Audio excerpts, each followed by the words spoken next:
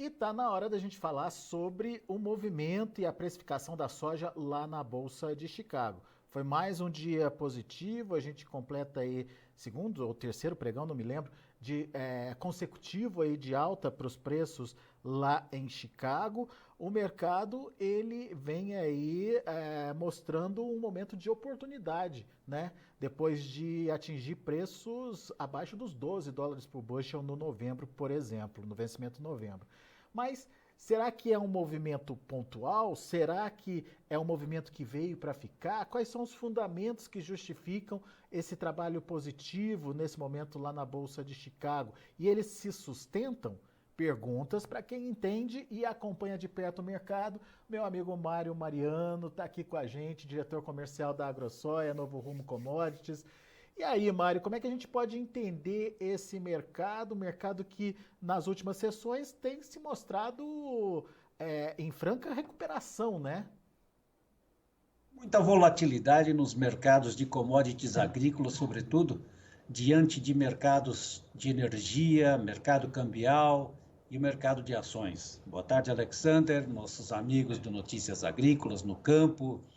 E vamos tentar levar aquilo que eu entendo como sendo as notícias que trouxeram alguma fundamentação para a nossa conversa e tentar transformar isso em algum bom recado para que a decisão de cada um seja verdadeira no momento ideal para a sua precificação.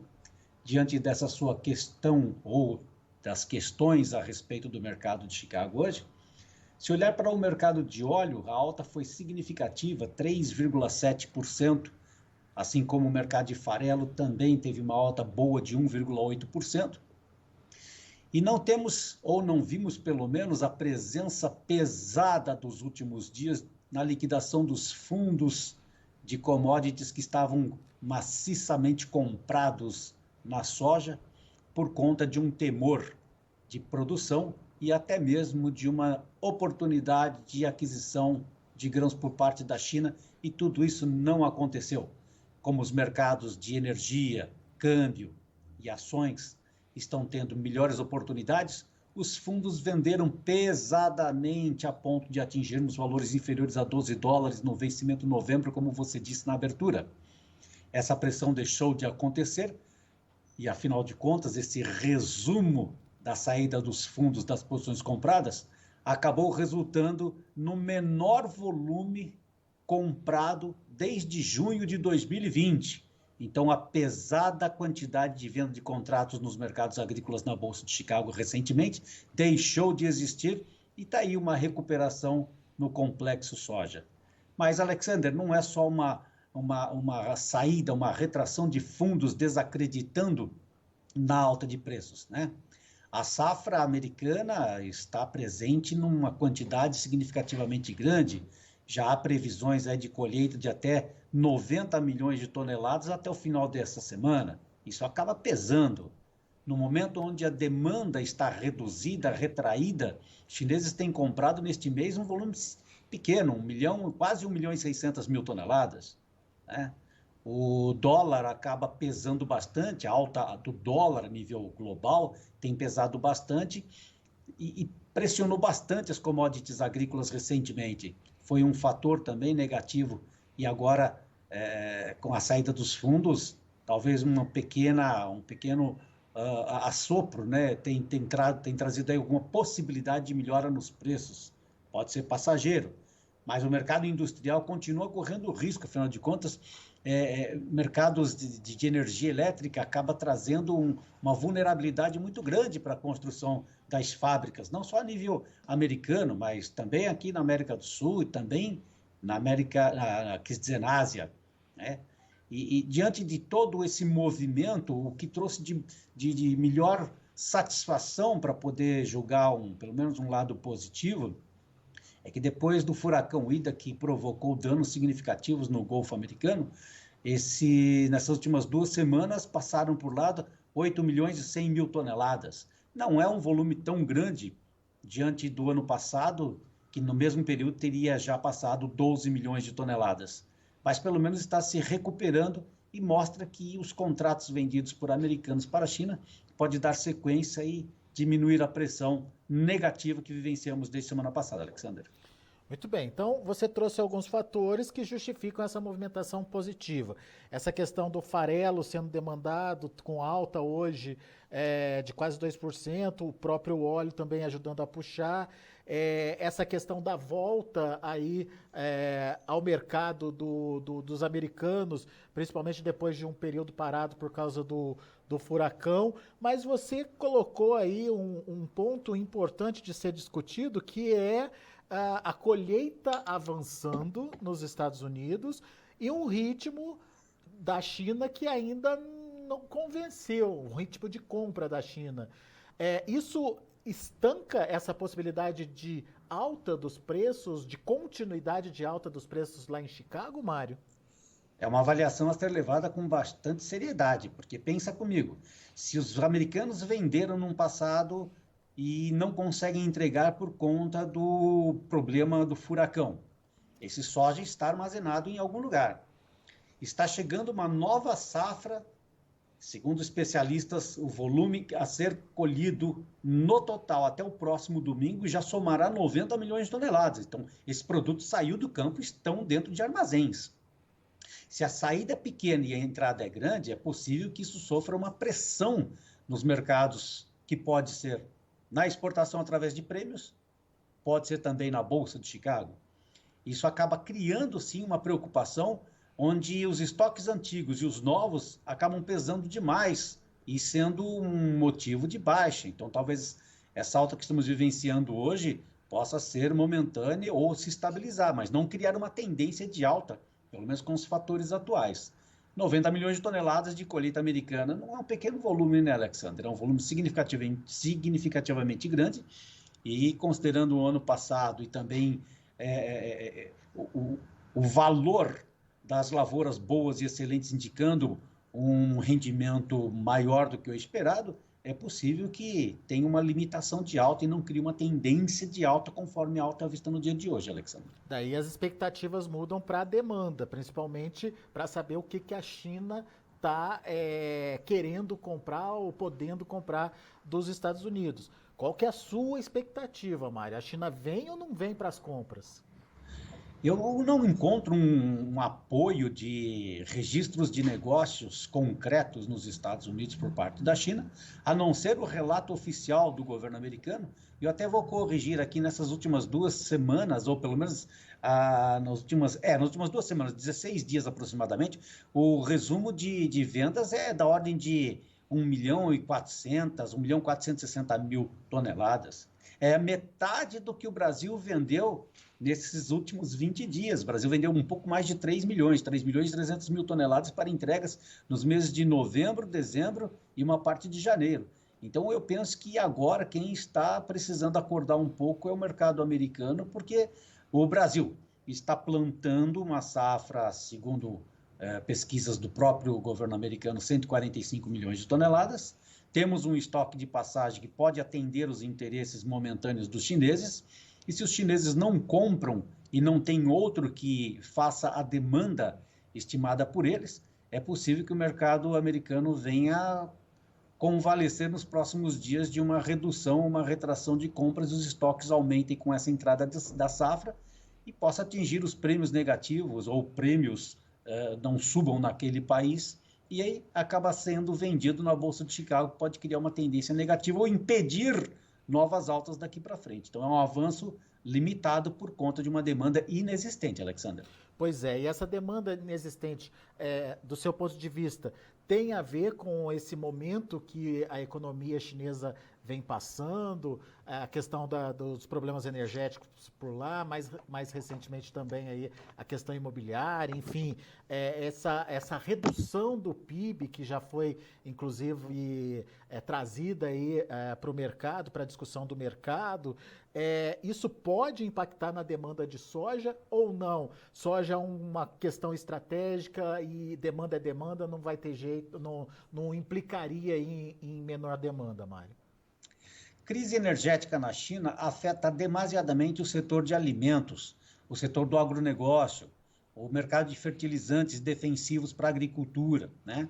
Os preços do carvão está está sendo em escala, e não só o preço do carvão, como também o preço do frete para carregar esse carvão de origem para a China, para substituir a energia elétrica que está faltando naquele país. É bom considerar que o aumento de frete marítimo para levar esse carvão está competindo com navios graneleiros, né? Há uma expectativa, e aliás não é só uma expectativa não, é uma realidade.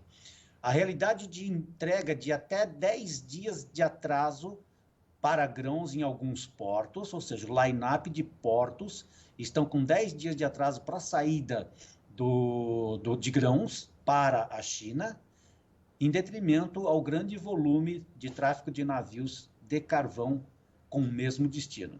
Isso faz com que a Bolsa de Chicago possa ter uma alta, mas se o frete cresce, o preço acaba encolhendo em algum lugar, na ponta de destino, provavelmente.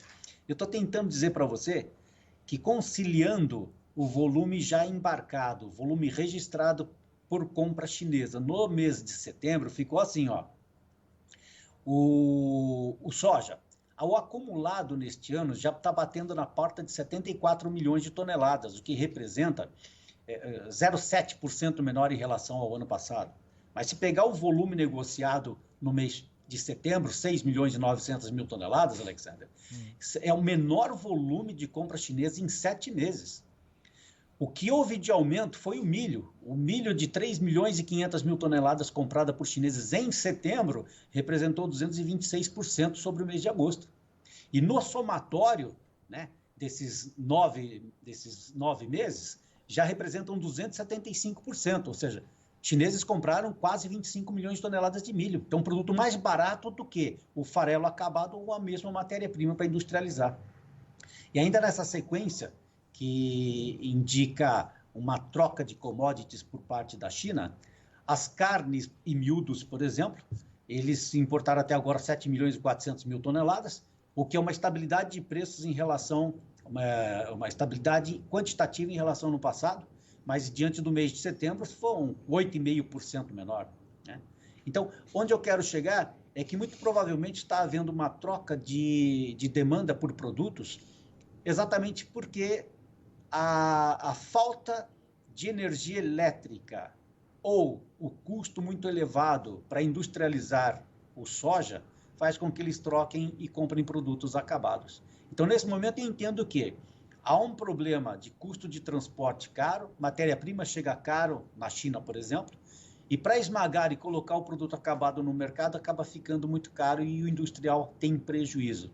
Então, é imediato a consequência de troca de matéria acabada do que a matéria-prima e impede um avanço de demanda de volumes significativos. Talvez seja esse o motivo, e essa é uma especulação minha, uma dedução minha, Alexandre, que ainda não foi sentado à mesa entre chineses e americanos para a finalização do acordo comercial fechado em janeiro de 2020 para a compra de um significativo volume de commodities agrícolas. Talvez seja essa a razão. Está muito caro comprar hoje para o chinês, com a alta do dólar, produtos para que esmaguem e atenda o consumo animal e humano naquele país. Mas essa alta que farelo e óleo tiveram hoje não está relacionada a isso, né? Ou tem a ver também com essa condição? Ela pode estar também direcionado a uma menor pressão de venda por parte de fundos que estavam sobrecarregados nas compras, e a ausência desses fundos vendendo para realizar o lucro de posição comprada tenha feito com que o mercado tivesse subido, mas não nessa proporção específica do óleo, né? O óleo você acaba passando também por outros mercados, como por exemplo o milho. Teve uma alta também boa de 1,6%, 1,7% por causa do etanol, né? A demanda por etanol está crescendo e acaba indo também por conta de petróleo, assim como óleo de soja e até a mistura de outros produtos para óleo diesel. O fato é que existe um mercado que está sendo fatiado. E sobre a matéria-prima, dei as notícias que tem como entendimento, como fator de pressão que possa, né, num pequeno momento, criar uma movimentação extraordinária. Quer falar em movimentação extraordinária? Vamos lá. A correlação hoje de milho e soja. São 2,31 bushels de milho para um de soja. Isso representa 13,5% maior em relação à safra 18-19 ou 19-20. Né? Então, estou tentando traduzir que as oportunidades que estão avançando nos mercados, sobretudo o americano, é que hoje o produto soja, matéria-prima, está mais caro do que milho, por exemplo. Né? O óleo vegetal talvez esteja mais interessante para outros mercados que não é de consumo humano ou animal. Você acaba encontrando, inclusive, outros mercados que estão com oferta maior, e aí, no caso, o milho, mesmo estando com um preço maior em relação à soja do que nos anos anteriores, ele ainda continua sendo mais demandado do que a própria matéria-prima soja. Muito bem. Então, mas então o que a gente pode entender, Mário? Alguma preferência do produtor americano, alguma tendência nova para o futuro, baseado nessa afirmação? Enfim, podemos ver um produtor plantando mais soja? Ainda é cedo para falar nisso? Qual que é a sua conclusão a partir dessa análise? Nós estamos falando, inclusive, de problemas setoriais, né? Então, mercados de energia estão trazendo preocupações sérias ao campo. Vou dar um exemplo aqui, embora não querendo entrar com detalhes, mas vamos lá, olha aqui, ó, exportações da China para o Brasil recentemente. Sulfato de amônia, menos 65,5% de volume entregue. Fosfatado triplo, 23,5% menor volume entregue. É óbvio, está muito claro que o custo de insumos, não só para brasileiros, mas também para outros países que precisam desses produtos para a planta, vai acabar criando um custo maior. Aumentando o custo, vai precisar de um valor maior para ser vendido. Então, nós estamos passando por um momento de reavaliações sobre o custo das lavouras, as oportunidades de compra desses produtos e a efetiva entrega dela, para que haja o plantio no momento adequado e não traga maior preocupação sobre a oferta global, Alexandre. Muito bom. Ô Mário, vamos então focar no Brasil, né? E no Brasil eu imagino que a preocupação nem é mais com o plantio, né? Que o plantio está avançando bem aí, mas a preocupação seria em garantir o que está todo mundo falando aí que pode ser a safra brasileira, né? A Conab veio com 141 milhões, o USDA, como você bem citou, 145, e já tem gente falando de 147, 148 milhões de toneladas, algumas consultorias. Enfim, o que a gente precisa ficar atento aí sobre essa questão?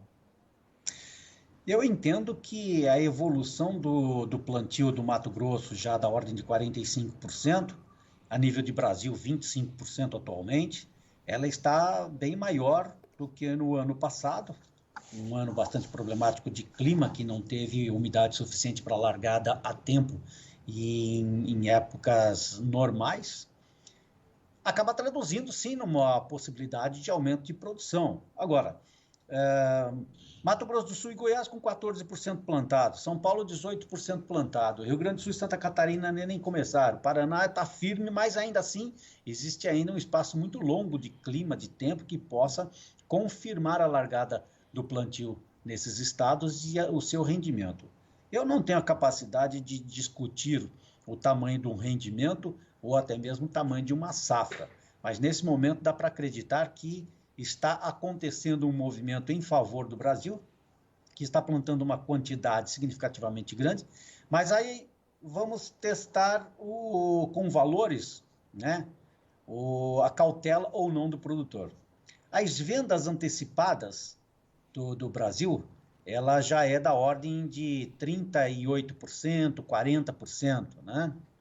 Nós temos hoje um movimento, portanto, que é cauteloso, e eu acho que até por conta da memória recente do produtor, de ter sofrido com uma estiagem muito grande, e um pulo de valores muito grande também por conta desse fator climático, e o produtor começa a tomar uma certa cautela. Mas talvez essa cautela não esteja relacionada apenas, única e exclusivamente, à intenção de venda futura, porque o mercado cambial tem trazido muitas revelações, né, Alexander? Nós vimos essa semana patamar de 5,61 e hoje 5,54. Então, essa volatilidade do câmbio também acaba imprimindo uma preocupação ao produtor, porque comprado está em insumos, o produto está no campo, a planta está acontecendo, mas qual vai ser o valor da sua venda futura, não do que está vendido agora, em torno de 40%, mas daquilo que vai ser plantado ainda e vai ser pago. Essa volatilidade pode trazer uma certa insegurança, porque o câmbio hoje a 5,54 não será certamente o mesmo câmbio de fevereiro ou março, onde ele vai ter que pagar o seu investimento em dólares. Portanto, num primeiro momento, eu diria que estamos enfrentando uma inflação muito grande, uma desvalorização cambial, que acaba deteriorando a confiança do investidor estrangeiro na economia brasileira, e até mesmo fala-se muito sobre o risco da responsabilidade fiscal. Se tudo isso está presente através da mídia e o produtor cria insegurança de fazer vendas futuras, eu acho que ele tem mais que pautar mesmo o seu interesse em plantar e depois tiver a sua segurança de instalação de lavoura, começar a tomar um ritmo de venda e provavelmente com consolidação dessas notícias que estamos verificando. Os prêmios na exportação tiveram uma mudança mais leve para essa safra que estão plantando, teve uma volatilidade um pouco maior para a safra atual, mas ainda assim são valores muito conhecidos já do mercado nessas últimas semanas. Então, acho que no momento, pensar em uma mudança no Brasil está relacionado mais à área cambial do que a estratégia de prefixação antecipada de vendas, Alexander. Ô Mário, mas você mesmo citou aí essa dificuldade de chegada de fertilizante para as lavouras, citou alguns números aí importantes de fertilizantes, né, de produtos que têm aí a sua limitação de chegada. De alguma forma, isso vai ou pode impactar nessa exagerada expectativa de safra recorde? Pois eu tentei dizer exatamente essa tua tradução aí, mas eu não quero me responsabilizar em dizer se a safra vai ser maior ou menor por conta da chegada ou não desses insumos, exatamente porque ainda nós não temos a instalação de toda essa promessa de produção de 145 milhões de toneladas no campo, onde a previsão de 40 milhões de hectares seja plantado contra 36,5, 37 dessa última temporada. Mas uma coisa é certa, existe uma corrida ao plantio em estados que têm já a umidade suficiente no campo. Mas não quer dizer, não está traduzindo, que todos os insumos estejam depositados nas fazendas e que tenham umidade suficiente para fazer a planta. Então, talvez ainda haja o risco daqui para frente em continuar plantando isso que se prevê e que não sou eu quem diz, é um departamento de agricultura americano que está fazendo investigações por aqui, assim como também outras empresas que fazem pesquisa no campo estão concluindo esses valores. Uma coisa é certa, existe sim a preocupação da entrega dos insumos para a instalação desta lavoura e também a preocupação para outra lavoura, a segunda safra, a safra de milho. Isso pode causar um impacto muito grande, onde provavelmente, né, havendo esse risco ou não havendo a entrega de toda a quantidade comprada desses insumos, impactará numa segunda safra e talvez a soja seja ainda retida dentro dos armazéns como forma de garantia do ativo do produtor para poder se defender num segundo momento, que seria o segundo semestre de 2021, Alexandre. E isso ainda pode ser considerado uma restrição às vendas antecipadas? Pode fazer o produtor pensar duas vezes antes de sair vendendo? Eu acho que isso, na verdade, já está acontecendo, né? Nós temos aí uma venda antecipada de produto para a próxima safra. Vamos falar do milho, por exemplo, né? O milho está com um volume que dá 45% vendido antecipadamente. É um número menor do que os 60% do ano passado. Isso mostra mesmo a dificuldade de leitura daquilo que foi adquirido antecipadamente. Vamos tentar aqui dar um valor, tá?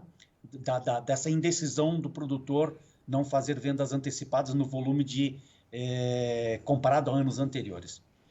A troca de insumos fertilizantes, por exemplo, no ano passado e no ano retrasado, ele era da ordem de 12 a 14 sacas por tonelada. Esse ano está com 22. Isso é para quê? Para o milho ou para a soja? Milho. Milho, tá.